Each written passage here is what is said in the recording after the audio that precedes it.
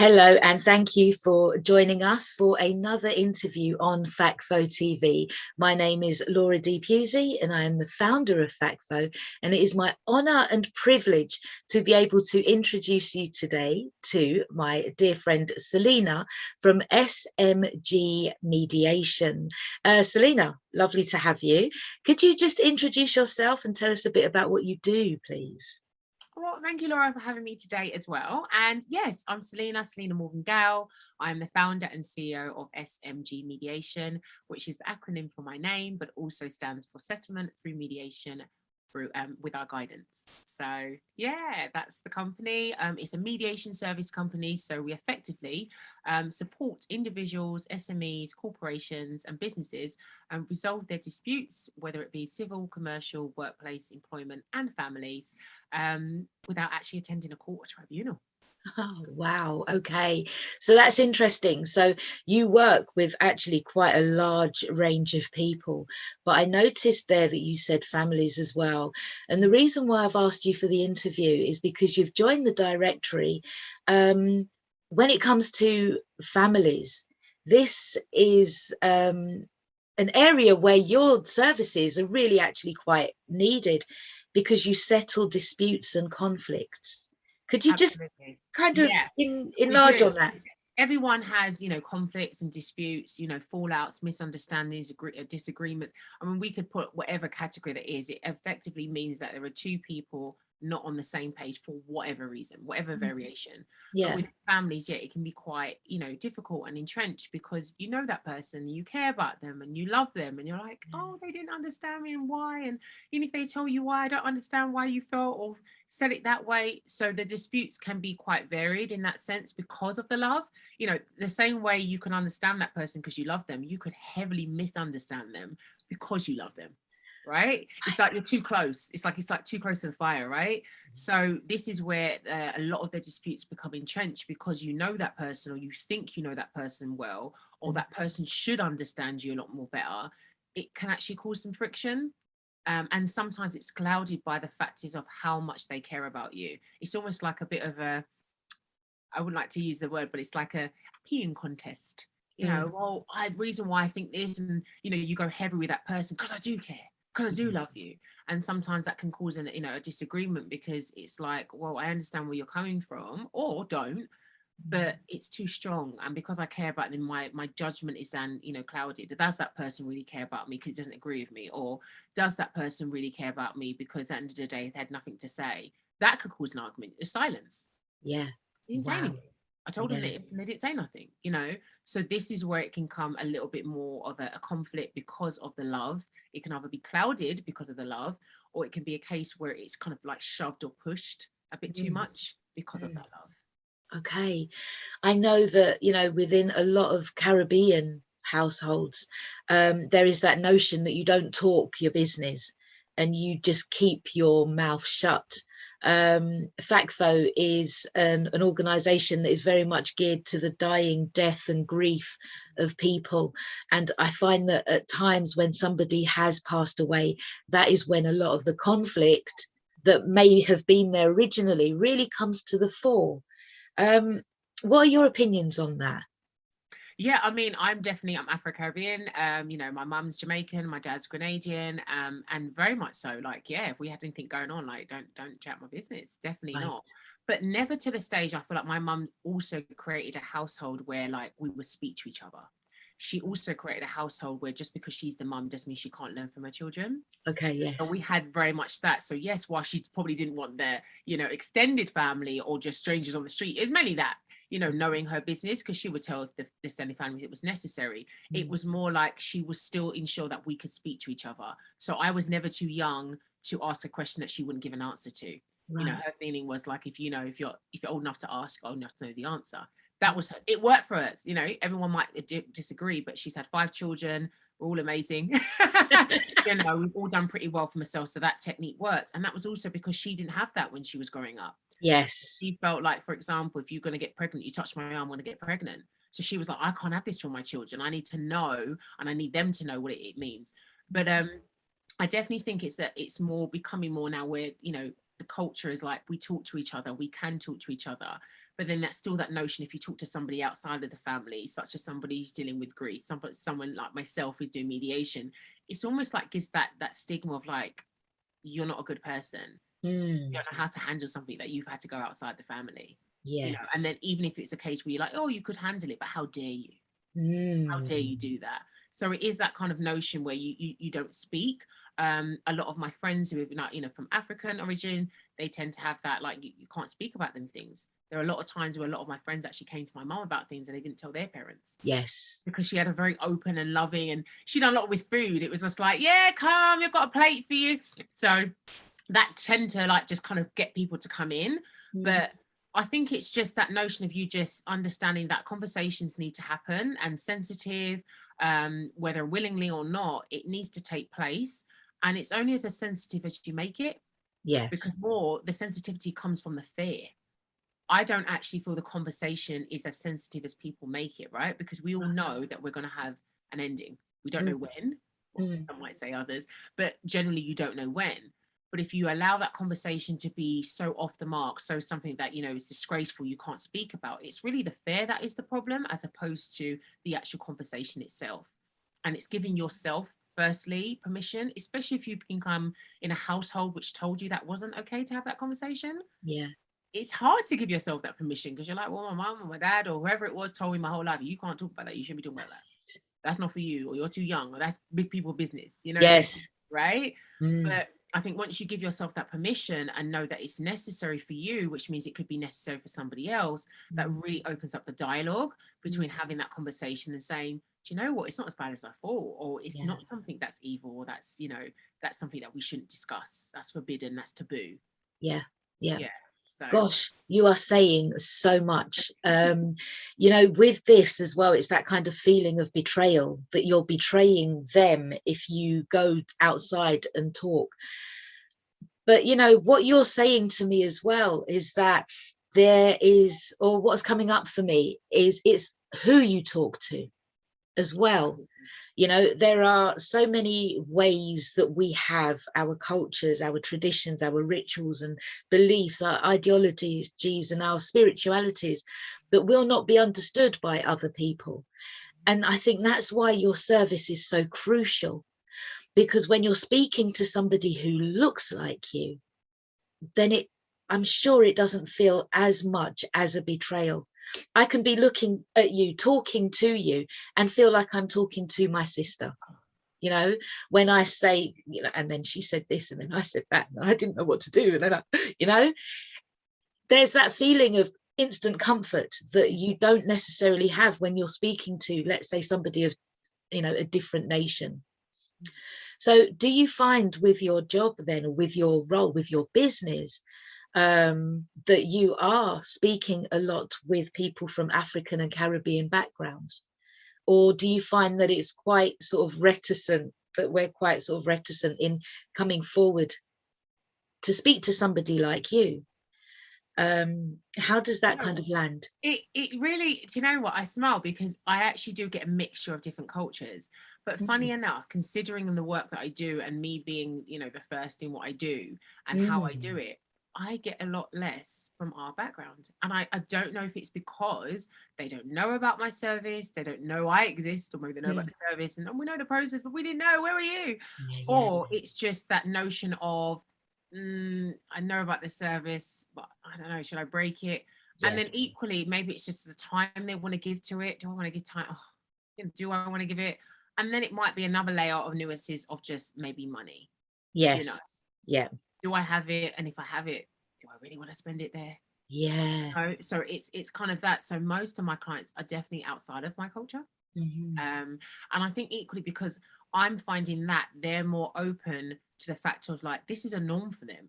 If I've got a problem, I'm going to go and ring the best person for it. And I'm going to get the best person in the sense of not only their accolades, but what money can buy. That's their general notion anyway.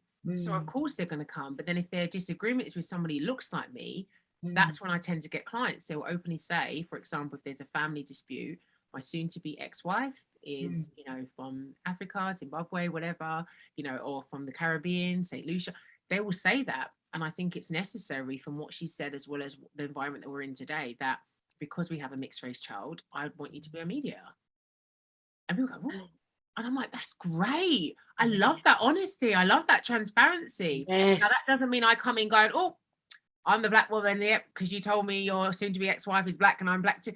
But that, like you said, it actually breaks down those cultural differences. Because regardless if I know her walk, that doesn't mean because I'm a black woman and she's a black woman, I had the same walk. And it's likely that we won't. But that cultural difference, that unspoken word of like, you get it even when you don't. You get it even when you think you don't. I'm already going to have that and I won't have to break it with her.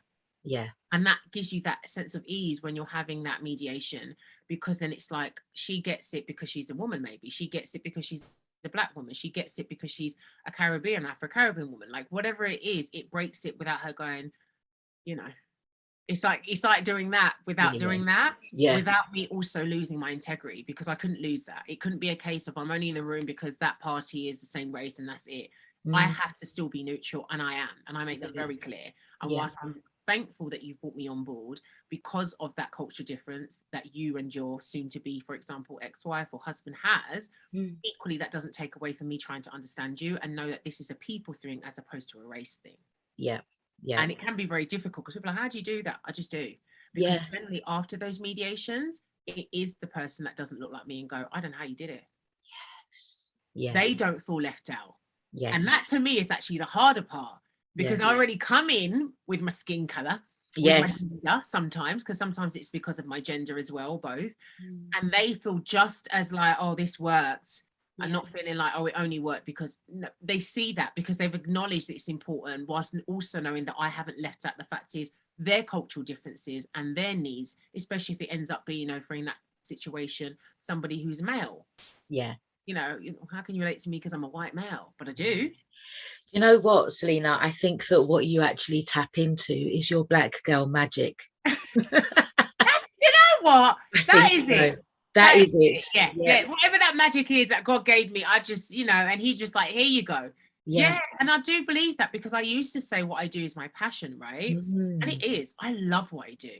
But I equally know it's my purpose, because I've realized now, and that's something I have to say a bit more, and I don't always say it. I'm not always the best in my own flag, because I just do it. I'm just so used to doing it. I love doing it and I give. I'm like, okay. But I also need to recognize that when God has given you something that is your purpose, that you love doing, and you make people feel a certain way, that is the gift. And my gift really is that, how I make people feel. I make them be understood. I help them to understand each other. I don't force them to accept it. I make it very clear, you may not accept it, but do you understand? Do you see it? Because you got that old saying of you're hearing but you're not listening to me, right? I sometimes have to get them to listen, but they're not hearing, or hearing because they're not listening, what it is. And I look for that, and I make sure that they understand that they have those tools within them, and all I'm really doing is pulling it out. That's it. Well, no, so there's nothing to pull out. It's there. It is. It might be hidden with the hurt and the pain and the upset and the lack of expectations that you received or didn't receive, the devastation, but it's there. And if it isn't, I'm willing to take on that task, Laura. I'm willing to say, I'll find it. There's got to be something, because there's always that inside of us, and we all have. And I think I make them understand that we all have a level of trauma. Your trauma is no different to mine just because it came in this way. But it's how you deal with it, right? And if you have the right resources and tools and the right understanding for yourself, you already understood that other person. That's what I really realized. That is the true gift. That when you really understand and trying to understand yourself, you automatically understood that other person. Without even a conversation. But if you haven't given yourself that permission, if you haven't allowed yourself to even know that exists, then you're always going to feel like I'm fighting a losing battle. Yes, because at the moment you're fighting you. That's it. Right? This is therapy. Has anybody ever said to you that you are? I'm like, but I can't say that, because that profession and cancers alone, oh my gosh, they go through it. But generally, this is why I've started talking, and I really need to do more. And I'm so glad you brought me on, because like you said, that's how I make them feel. And I say this because it's what I practice. That's why I'm so able to just flow. And equally, because my angels are just giving me the information. I don't have to rely on like, okay, you can say to me, we're going to talk about this. I don't really have to prepare, because it will speak from here. What I know, what I feel, what I do daily. I practice these things. I would never give somebody more than what I'm giving myself. Yeah. So there's no point in me saying, go and do this. And it's like saying, no, I don't do it. Yeah. Really? You don't. Mm. So that's why I'm able to say it, because like I said, purpose and passion Yeah. is a gift. That's it. It really is a blessing from God. And that is what I know I'm living. So even when I have my own trials and tribulations, and generally with myself, because I have inner conflicts, and that's because I strive to be the best I can be, so much so to a fault, Yeah. right? Yeah. Always looking to be better, right? And sometimes Yeah. my siblings say to me, there's nothing for you to do here. Just sit back. In fact, just relax and let it just be. And I'm like, yeah, I'm not very good at that. And then they speak it into me. I'm like, yeah, I just need to just do nothing. Just it's working. Just nothing to do. But that's because I'm a doer, right? Right. But in that, being self-reflective, you know, people find it so hard to look in themselves. It's almost like that's become like, oh, you can't do that. Yeah. But that's where accountability comes from. That's where understanding comes from. That's where trauma comes from, because you're able to heal it now. Yes. But if you're not, you know, we all say, oh, and some people even say, I've got trauma. I said, well, we've all got trauma. Yeah. No, you can't have trauma. You're smiling. Still got trauma. Absolutely. Right? Yeah. So tapping into that and accepting it and knowing that, and actually just saying and owning it. I've got it. But that doesn't mean it's going to own me. Yeah. That's where I make the difference. Like, you can own it and still make it not own you. Yeah. Right. And it's breaking that down and giving yourself that permission, but having those talks and having those self-talks. And that's why I generally tell my, you know, clients, have those conversations with yourself. Don't feel silly for it. Yeah. You know. Yeah. So. It's so true. Wow. You know, just being able to look at yourself. And I know that they sort of say things like don't speak of yourself in the third person and stuff like that. But sometimes to be able to actually just stand back and say, well, what did Laura do? Could she have done it better? And then what responses came back? Was that actually the wisest thing to do? Yeah. You know, it doesn't hurt to ask yourself questions honestly, you know. Honestly, and wait for the answer. And you know what? Even if you don't like the answer, sometimes you go, so at least I know it. Don't know what I'm going to do with it though. Don't know if I like it, but at least I know it. That's it. And it's hard, it's, you know, to be at peace with that. But it's asking yourself those questions about being funny and being like, I don't talk to myself. We all talk to ourselves. Yeah. Only some of us admit it though. That's it. Yeah. Oh, me and Laura, we get on really well. Yeah. Yeah. I often Selina, Selly, Cells, you know, I got a lot of them. Selly, but we all get on great. Right. You know, I've got to choose which one's coming out today. We getting Selina, we getting Cells, we're getting S. Like, well, what are we doing? You know, because that's what you're really doing, because we have layers. Yes. You know, people think, no, I'm just this. We're not just one thing. We have different layers to who we are. Yeah. And we have to tap into all those layers, because Selina might have been better today than Selly will be tomorrow. Yeah. And then I might need Selina today, and Selly, you're not needed. That's Selly does X, Y, and Z, and that's good for that day. But we need A, B, and C, which Selina did. You know, and it's even us doing it now. We're smiling maybe because we do it, but sometimes we're like, these people are crazy. Crazy. Yeah. Yeah. But no, then I'm tapping into who I am, and I know I have different layers. I'm aware of that. That's it. Yeah. There's it's okay to have them, but you also have to manage them. And to just know who's working at which time. Yeah, when it's suitable for them to work, definitely. Because they might all come in, you're like, hold on a minute, hold on, thank you. Not today though. Yeah, you sit down, you go out the door, you back to you in a minute, stick a pin in you. I'm a therapist, and so I find a lot that I'm dealing with, again, these different levels of personality. And then there's often these children within us that were never cared for, or, you know, loved in a way that they would have needed to have been. Often I'm told, oh, I could have done with you. I wish I'd known about your service. I wish I'd known what you did. I could have done with you when mum died, you know. I'm sure that you must get that a lot. That is the hindsight. Absolutely. Oh, Selina, I could have done with you. And it's not just a service. And I thought that's what they're saying with you. Not just a service, it's probably you. Because you are the service, right? Your personality, the way you are. That's so it's yes, oh, I could have done with mediation, but it's more like I could have done with you 5 years ago. I could have done with you too. Oh, where was you all the time? And then I sit there, and I used to take it quite personally, like, oh, I came out too late. Yeah. Where was I? Yeah, why was I not around? Why did we just meet now? Yeah. But it's timing, and I just go, God's timing.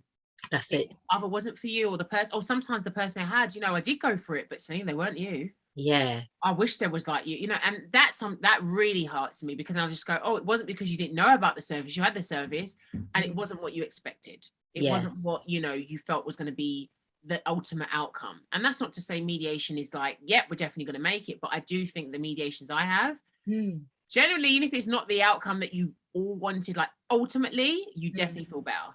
Yeah. You definitely feel like it's worth me going through this process. And the fact that they didn't feel like that, yeah, that part hurts me a little bit. And I'm like, oh no. Yeah. It's that coming out of a session and knowing that you've been heard.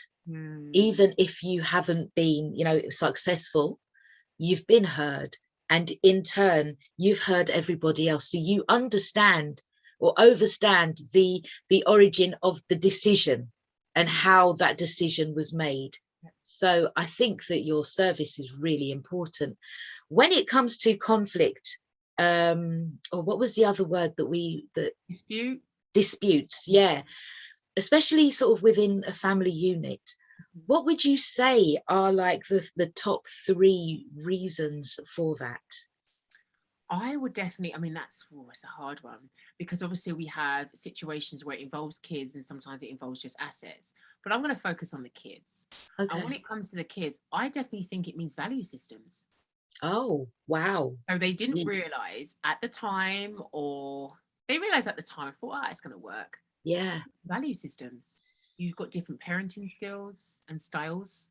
Yeah. So that's causing a conflict. And even those, you know, I say to myself, even me who's been through that, you know, where it's like, you're not a bad person, I'm not a bad person.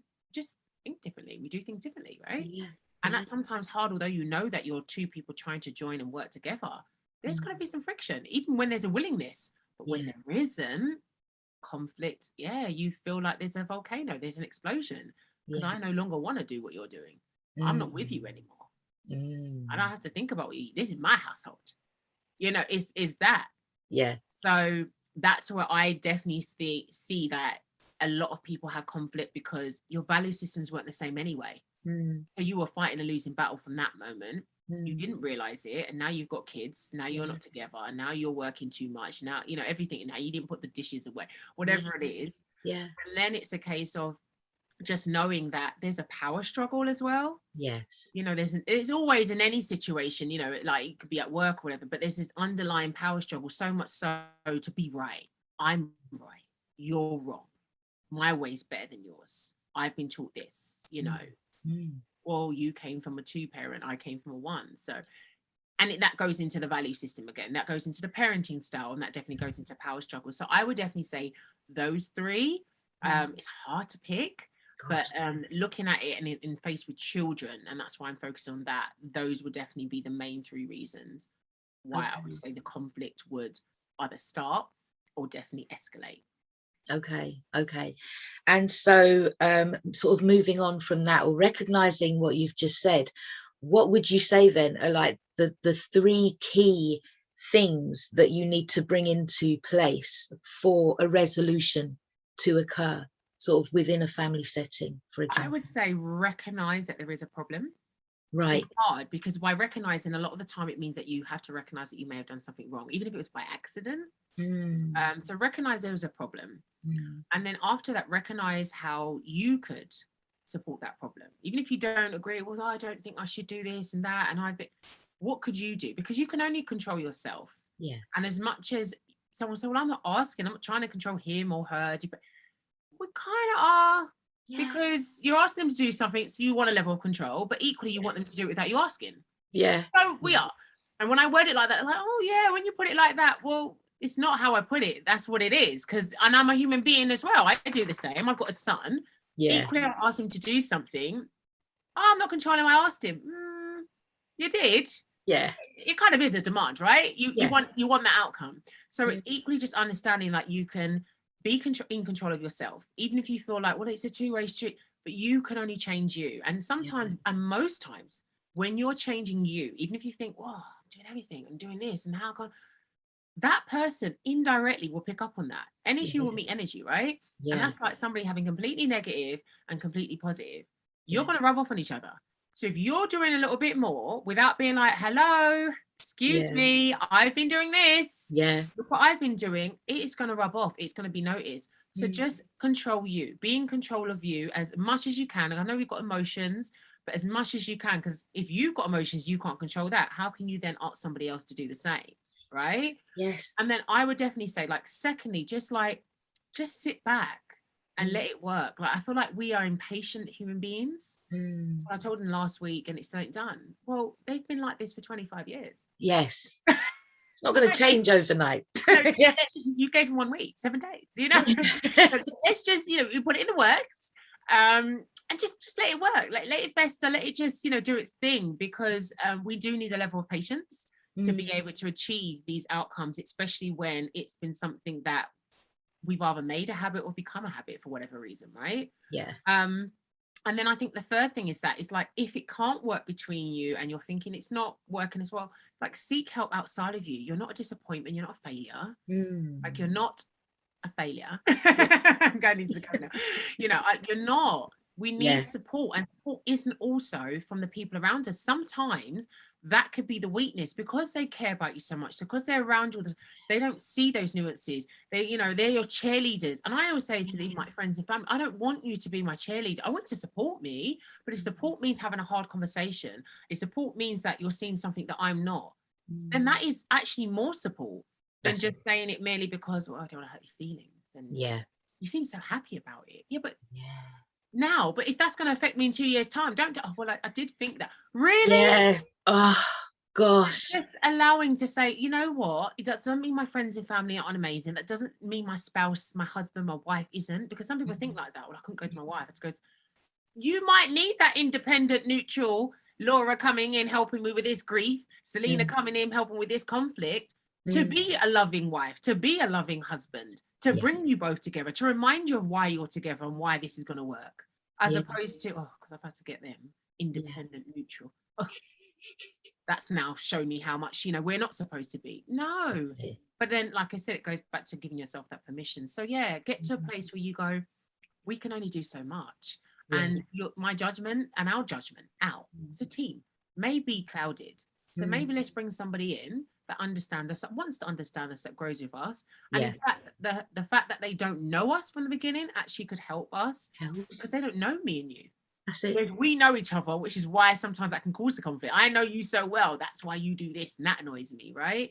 So just being accepting to allowing others to come in, and being selective. Don't just think, oh, we'll just pick any old neutral person or third party. They've got a relationship with you, Laura. They see what you do. It's not just because you do the grief, it's the way you do it. It's your accolades, it's your understanding, it's your how you make me feel. All of that needs to come into play. Otherwise, you're just picking somebody outside of you.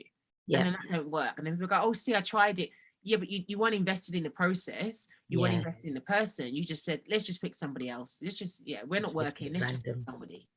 It has to be a thoughtful process. It has to be like, am I a fit for you? Are you a fit for me? And if you're not, then take that time and find somebody else. What you're saying is really valuable. It's so much more than what I was expecting to get out of this interview. So I thank you. You know, when we're talking about conflict, the conflict comes often and it's like, so we've got like a start, middle and an end to everything, haven't we? Where would you say the preferred entry point is for SMG mediation? For me as a business, I would definitely say all entry points. Okay. So the preferred entry point is for where that person feels they really need it. Because I can simply say, well, if you had come to me 2 years ago, we wouldn't be here. They weren't ready. They weren't reciprocal. They weren't open. So what good would that do? Me knowing that actually I could see you could have avoided all this if you came there. Doesn't help. So that's why I say the entry point is basically all of them, beginning, middle, end. You can't begin it, oh, we're just having a little bit of arguments. I'll go, well, what's the point of going to you? It's only starting out because we don't want it to become bigger. You want to be together, right? You want to stay together. You want to be happy, right? You want the kids to be in a home? Okay, well, that's it then. But then equally, if that's to them, it's like, I needed to get to a point where, for example, I needed to move out. And that's when, then I'm not going to sit there and go, oh, you had to really wait until you moved out to really call me. So that's why I say it's different. It can be used in all of them. And this is really the only process that can be used beginning, middle, end. Most processes that I have and that that society goes to is court, and that's normally end. Mm. Oh, I'm at wit's end. Yeah. We're here before you get to your wits, while you're at your wits, and when you're leaving the wits. You know? But Yeah. I would say to them, your preferred is when you really feel like that's it, because everyone's brick wall's different, right? Yeah. I'm not going to sit here and simply say to that person, you know, there are levels or there are times you could have come and you didn't. Come Mm. now. You'll come now. And That that's time what is now. matters. Yeah, Yeah. Yeah. absolutely. Wow. Okay. Gosh. So I'm just thinking now about the processes of working with families who have had a bereavement and are, let's say, at the point now where they are trying to figure out how the funeral's going to be. Could this be something that you would be able to sort of help people to gain clarity over at that time? Like, for example, if everything is all said and done, you know, but somebody else thinks that it should be done differently. How would you go about sort of dealing? Do you deal with that one person? Do you deal with them in a whole, or do you take away the majority and kind of speak?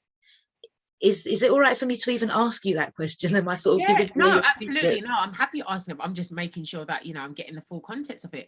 Absolutely. If somebody comes to me, we can sit down with them, because 9 times out of 10, Mm, it's high emotions, right? And for yeah. different reasons. And I, you know, mentioned this when we was off, kind of just like about the guilt or about the lack of what they, you know, did or didn't do. Or sometimes, you know, you've got the levels, as you know, of grief. That's like they just want to do more. Yeah.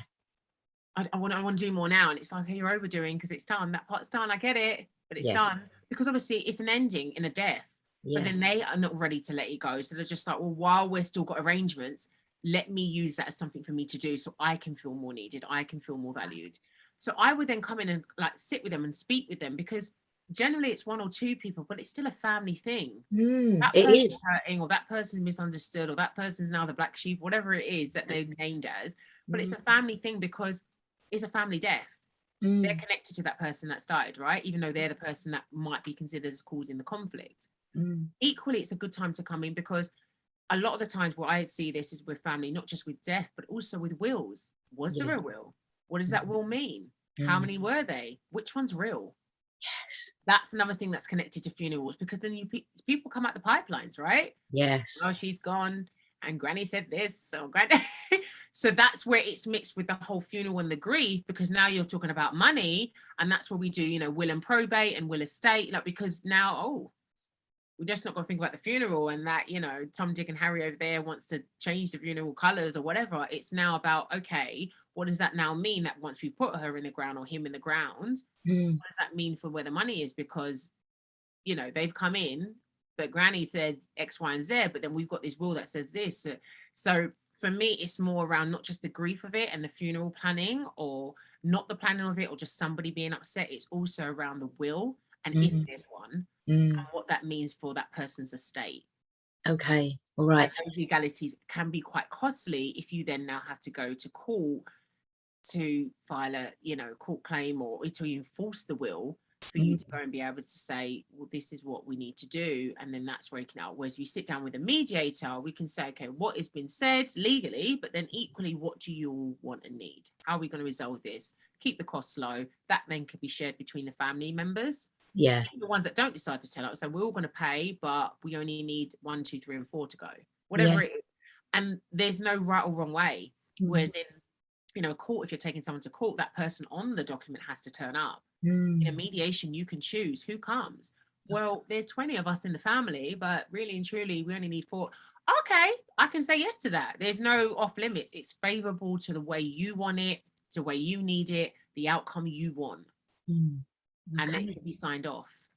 So that's what Gosh. makes it interesting, because people don't realize how much control they have in a mediation. Some are like, I don't want that. I don't know what to do with it. You do. I'll just pull it out. You give me the permission, and I'll help you get where you need to, without telling you who's wrong or right. And also, because I have a legal background, that helps.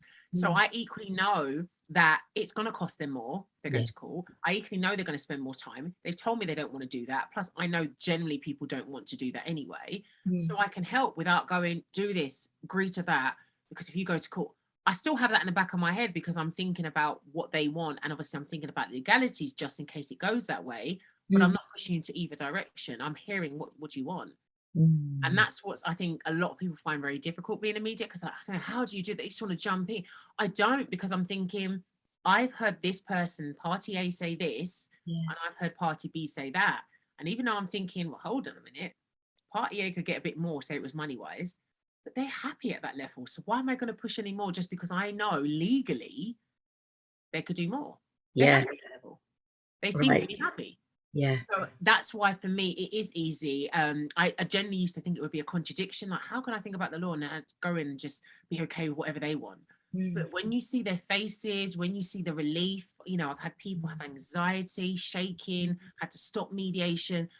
It's no longer about the fact is they could have got £2,000 more, because they're happy with their £2,000 less. Yeah. Or they're happy with the fact is, you know, if they had to share, you know, the child arrangement in regards to the child, I'm like, well, hold on, you should have 4 days. But they're happy with it too. Yeah. So it's not about me.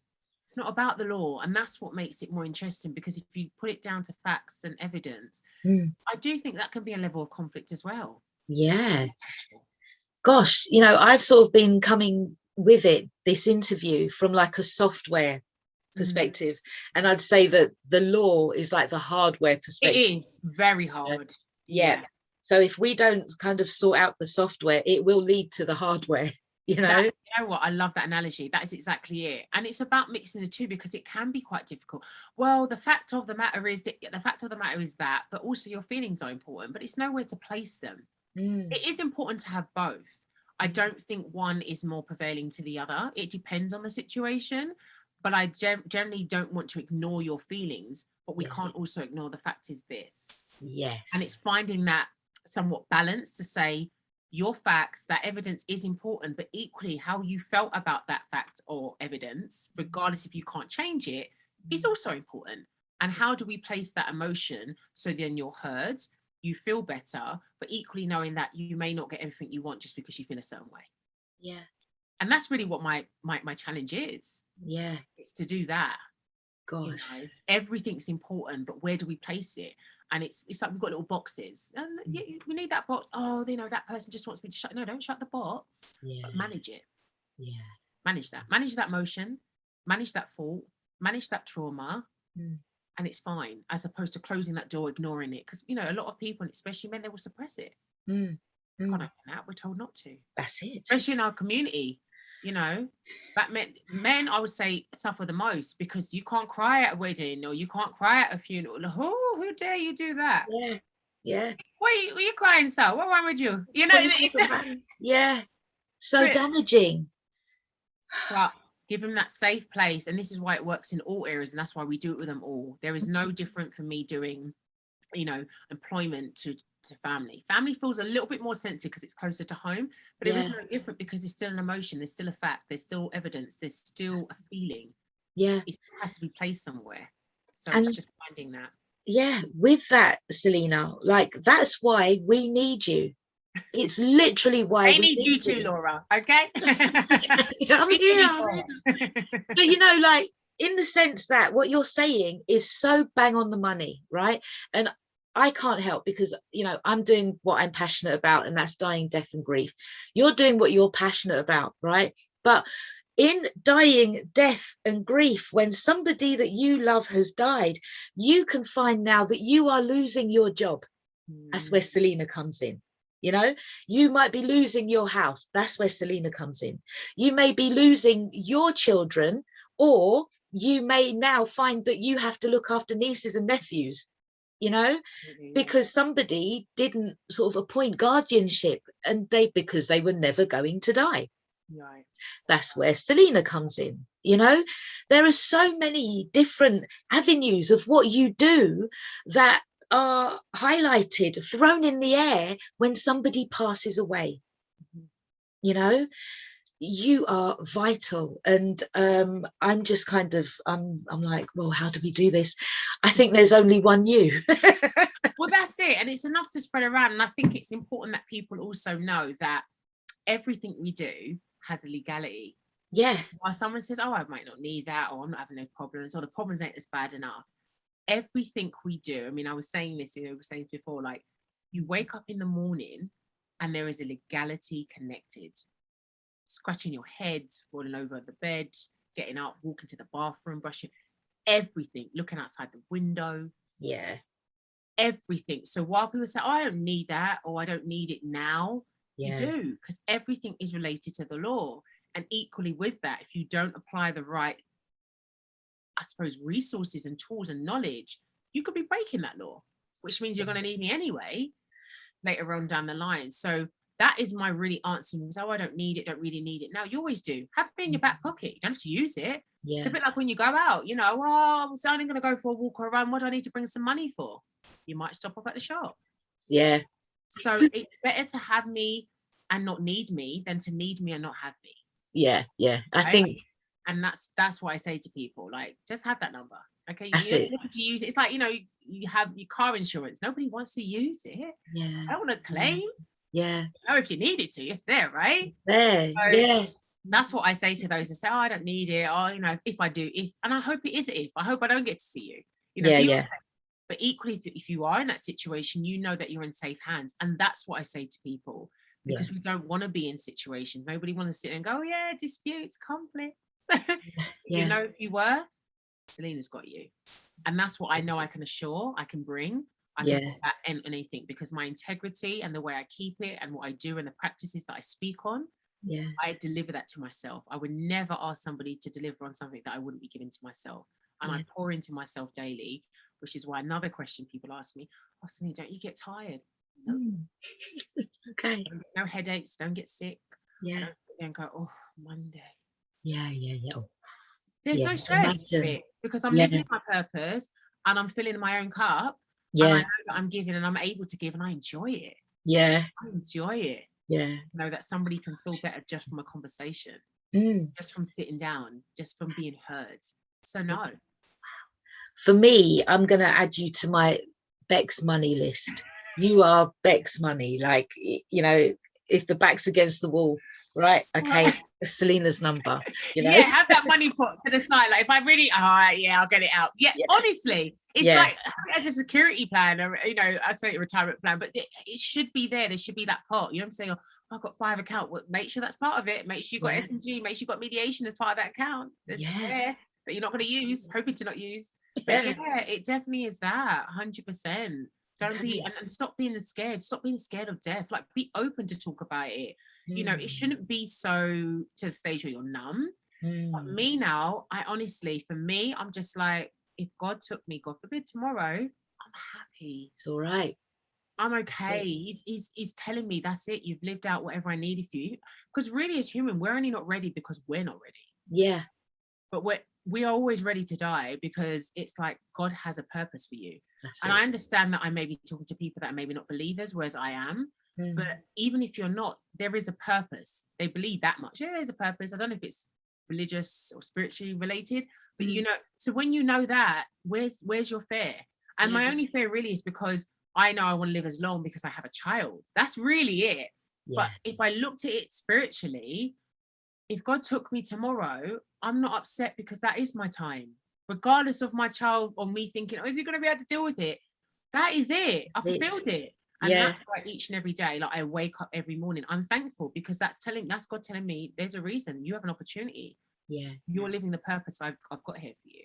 That's it. And I say that to the ones where they could go, well, Selina, is that really the same with my child or my mum, my dad, or whatever got murdered? It is a little bit more difficult, because you feel like that's taken. But then equally, I don't know, there's a part of me go, there's a reason they were taken that way. I mean, look at Steve and Lawrence. Yeah. Look what that foundation, look what their parents have done. Of course, they had to lose a child for it. But, you know, so I don't know. I still bear the same.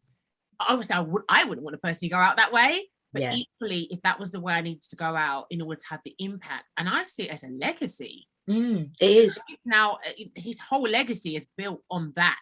Yeah. Even though that's, obviously, if you were to ask his parents, is that what you wanted? Absolutely not. But what did they get out of it? And how did they help other people? So for me, I don't worry. I don't worry. And that's why you live life the best way you can. Be happy, but prepare for what you don't want to happen, but you know what's going to happen. And that's it. and cover yourself and give yourself that security. And I know, and I have conversations like this with my son. Yes. You know what? And he's like, oh, Mom, I don't want to, because he loves me so much. So he's like, Mom, I want to marry you. That's a child, because I've got a boy child. Boys generally, they love their moms, they want to marry them, right? Yeah. But he knows. I said, you're not going to feel like you're going to be fine, but you'll be fine. And he knows, yeah, Mom, because I've got God and I can speak to you. I can speak to God's spirit. That's what he calls God. Yeah. And I said, yeah. So it's having that, because if I don't, and I know that it's not going to fully prepare him, but he's going to be a little bit better, because it's going to be in turmoil, of course. But he'll remember, I haven't spoke about this day. That's it. Imagine if I never spoke about death. It is And necessary. that's why I'm like, people, come on, you need to. Don't. It's not taboo. Don't. Yeah. And if it is, don't make it. Yeah. You know. That's it. We have to be speaking to our children, because what I'm finding as well is that this lack of conversation around death leaves them so unprepared when somebody passes away, especially, you know, if it was grandma who always had their back. You know, there are so many instances where people have gone off the track because somebody passed away and nobody acknowledged that pain, nobody prepared them for it. And I get it, none of us are prepared, but it's because we're not having these conversations. And that is where, you know, part of my passion lies. We need to be talking about it. We need to normalize it, because it is normal. It's the most we're all gonna thing. Pass away some way, someday. Yeah. I don't understand how something so normal, that is the only thing that's constant, is the fact that we will die. Yeah. But that's the least thing we talk about. Yeah.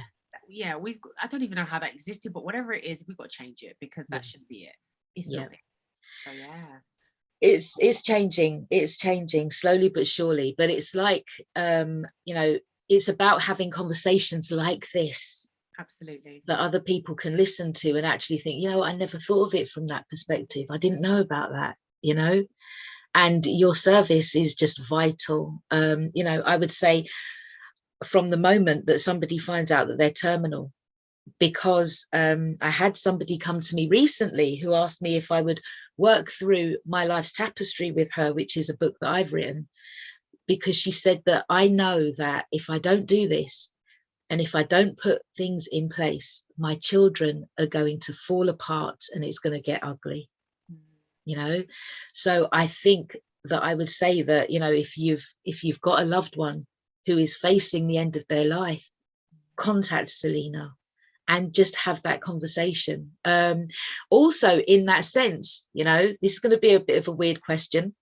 Say if I've got inner conflict, you know, or I just need to work things out in my mind and have the access to sort of the legal knowledge as well. Can somebody just come and consult with you on a one-to-one? Absolutely, because I have a legal background, I do that with contracts, and even people that are in businesses, they're like, okay, it's not personal, but it's a business. Like, I don't know where to start. Like NDA, Right. you've got a shareholders agreement, partnerships. I say this all the time. People are like, who, what, when, or what do I put in it? And even that has to have an element of death. Right. I had a contract the other day, and I was like, okay, so what happens if one of you pass? They're like, well, I was like, but it's not in the contract. It's going to happen. Okay, we don't want to talk about it. Oh, no, I don't think, but where is that? And that is a vital thing that people leave out in contracts. And you'd think, so deep. Well, you know, if I get the share, okay, you've talked about your shares, but if one of you passes, what happens to the company? Because there are 2 of you or there's 4 of you. So we need to put that in. Yeah, we do. Yeah. So this is where that also, my skills are transferable there, not only just for doing legal contracts, but the death part of it, because that's what the whole conversation's about. Like, have you put that down? I talk about contingencies and eventualities. I will get in there. Yeah. You know, I will review. I've done something already. Okay, well, send me what you've got and I'll let you know. Well, this is missing. Yes. I can't speak on every eventuality, but there are some eventualities where you're just like, okay, that should be one. Yeah. Somebody will pass away. Yeah. You know, if you do it at the same time, well done you. But even then, you still need it, because if you both pass away, even worse. Oh gosh, yeah, yeah. You know, and people are like, how can it be worse? It's worse, because where does your estate go? Yeah. Whereas there's one of them, it's like, oh, what do I do now? Because that one done that and I had 50%. Okay, but at least there's still one. There's still the original shareholder, the original director. So these are conversations I will have. And you're like, oh. That's so hopefully now people go back to their contracts and go, oh my gosh, Natalie said that. Let me go back. But it's important. So for the legality of your contracts, to know what contracts you need to have in place, to definitely have contracts. There are some of you out there, yes, I'm sure you're watching, that you haven't got them. Have them in place. You know, and it can be just a little napkin. Don't think it has to be all official, but have these things covered, because what you're doing, preparing for the worst and hoping for the best. Yeah. Right. So it's having that, contacting me, just to have a chat about, you know, it could be different areas. I just want to chat. It might not be a mediation per se, but it's a consultation. I have consultations all the time. We've got, you know, I've got my mentorship program as well. You know, we help in that sense. I'm not just mediation, and that's probably me. I need to put that out a bit more, because like there are many layers. Yeah. But I definitely think that you need to come and have a conversation with me first, whether it's I'm coming to talk to you, Selina, because I'm doing mediation. You don't have to name it anything. I need to have a conversation about this. And then I will start using my legal head and said, yeah, that's to do with this or that's to do with that. And I can help you compartmentalize. But before that, it's just knowing that you need to have a conversation. Is it legal? And even if you're not sure if it's legal, it's going to be legal, because everything we do has legality. Wow. You don't have to know what area it is. That's for me to do. But contracts, come to me. Mediation, come to me. Have a chat, cup of coffee, tea, come to me. Perfect. I'm here, I'm open. That is the best place to end this interview. But I'm not going to end it just yet, because I just want to say, you know, often when we are meeting somebody for the first time and we like somebody, we fancy them, we get with them, whatever, this is a contract. Like your relationship with your loved one, you may get married or you may be like in a long-term relationship, but this is a contract, and it's often an unspoken thing as well. You know, well, I thought, well, you didn't. Yeah, but you never said. Yeah, that is exactly it. Oh, you did say. Right. But now you're taking it back. Yeah. I thought you was joking. Yeah, exactly that. Yeah. It's just so deep. There are so many levels to it. So yeah, that was one thing that I was going to say. And I was also going to say, from the time when your birth has been registered, and that's for everybody, you know, we are in this system. So we have to be prepared to face legal aspects at some point of our lives. Even if we are sovereign, we still have to be about our business and know what it is that we're doing, what we can do, and, you know, those shady areas, and then how to get around them. Are you like one step down for a lawyer? I know that you've done law. How do you become mediation? Where does that sit? So I'm a trained barrister, basically. I'm trained in that I haven't actually done the pupillage, because you have to do the work experience. So I didn't do that part. So I would never be classed as a barrister. So I want to make that very clear. However, I do effectively have 2 law degrees. So I understand the legal system. I have practiced in court. So I understand what that looks like and how it's done. More of a Mackenzie friend, because I can't class myself as a barrister or solicitor in court because of the lack of practical that I've done. Right, because you have to do a layer outside of it, and then you're officially, so it's almost like I'm not officially that. So that's why I say I'm trained, because I am trained. But yeah, I understand it. You know, I've done employment tribunals. I've gone into court. I've, you know, supported people in their cases, you know, won their cases pretty much, and up against really good barristers. Yeah. So, you know, as much as I haven't got that extra stamp, and I chose not to take it, this is a choice. I have got the level and skills to be able to do it and do it well. And I think it's also because not only what I know, but how I feel. Yeah. If I don't know something, I'm just going to be honest, this ain't going to work. This ain't going to work. This is going to happen. It does depend on this. Judges, Weetabix, everything else. That's what I'm going to say. But generally, I understand the law. I understand how the judge will think and what they do. I understand the test. These are things that you won't understand. So I'm like, well, if the test is this, you haven't completed X, this, this, and this. Yeah. So, and then if you did it, the judge can do this. Yeah. So this is what I'm talking about, the eventualities. So I do have that as a legal background. So I can sign up and I can do contracts. I understand it. I read them. I can review them. I can tell you what you need. I can point you in the right direction. And what I don't know, because I'm not afraid to say if I don't, I can signpost you. Yeah. 9 times out of 10, I do. Even if it's an area that I'm not entirely passionate about or no, contracts, I feel like once you've done it, you know it. Yes. And like I said, as long as you're thinking about your protections, and I think about protections personally and professionally, you'll be covered. Nothing's always completely watertight. I don't even like that saying, because I think water can get through anything. Yeah. But I would get you to a point where you should have a little to no problems. Let's just say that, you know, because you have to do your due diligence. And sometimes these are things that need to be revisited. So it's not like your contract isn't good, but it doesn't work for now. And I say this, especially when people are in partnerships, married or not, it's because what worked when it was 10 years ago and you were, I don't know, in your early 20s and now you're in your late 50s, it's not going to be the same. And then you have children and grandchildren. So it's not that you don't have a contract. Your contract doesn't work for you. So it's almost as effectively as that you don't have one. Yeah. even though you do. And Yeah. these are the things that people don't think, because they think once I've done it once, I don't need to review it. You need to review your contract. And I don't want it to be a case you only review it when you get a problem, because that's another thing people do. Yeah, I had to change a contract. I had to put this on the website. I had to do that because you had a problem. But had I told you before, I would have got you to that place before the problem existed. And sometimes that is a good thing. Yeah. I had the problem, I changed it. But if I can see that before the problem happens, then you won't have to. It's interesting, because what you're saying is reminding me about something I read or heard yesterday. Bianca Miller Cole was talking about renewing her wedding vows. Yeah. And it's like, actually, we should be renewing, we should be actively, you know, keeping abreast, keeping up with what's going on. Because when we allow ourselves to just settle or get complacent, that's where issues do slip in, isn't it? Yeah. Our eye is off the ball, we're not looking, and then we find ourselves, as you said earlier, at our wits' end. Yeah. So yeah, absolutely. Always, I feel like if you're always trying to do your best, whether somebody's telling you to do it or not, but you taking that management and that ownership, renewing yourself, you're always brand new. You know, me speaking to you now, I might have been slightly different, better or worse, an hour ago. Yeah. Always be renewing ourselves, because then that goes and pours into our relationships with your kids, you know, with your husband, with your wife, with your spouse, you know what I mean, with your family, extended family, with strangers you meet on the street. It should be a renewable thing. Yeah. And I think unless you're doing that, then there isn't really any true growth, and that is stagnation. And I don't do well with that anyway, because growth is where there is some pain, but it also means that where there's some pain, there's some healing, which means that there's more growth, and it's a new layer. But if you're not willing to recognize the pain or grow through it to get to the healing, then you haven't become this new person. Yeah. And I think we're all waiting on, I think God's waiting on us to be new people all the time, to grow in ourselves. I'm growing in myself every day, and I love it. Yeah. I generally love the person I'm becoming, and I'm actually looking forward to the person I'm going to become. But if you don't have these conversations and around certain people, and this is why I say what my real service is how I make people feel.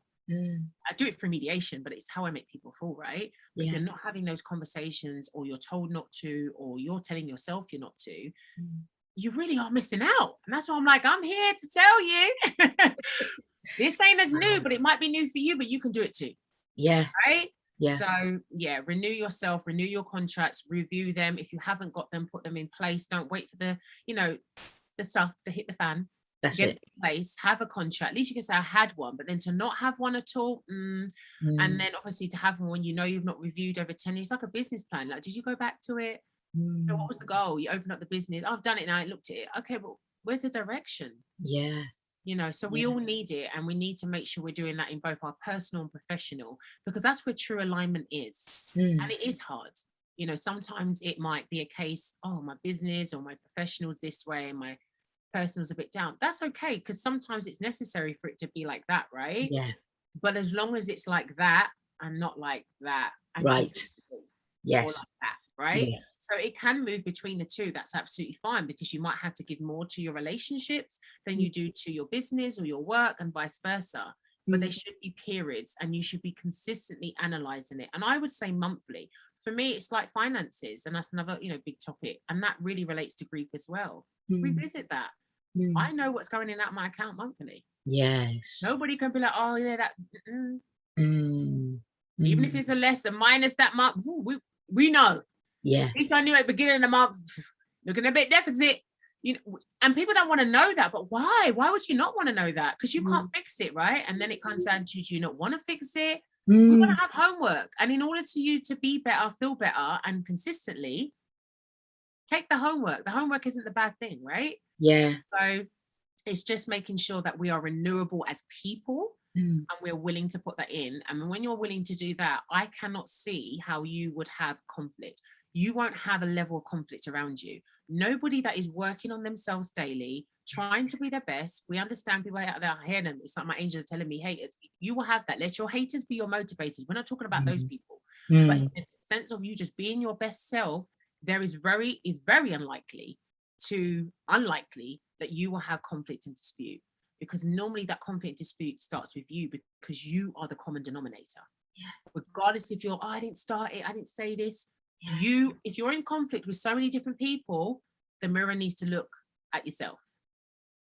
So true.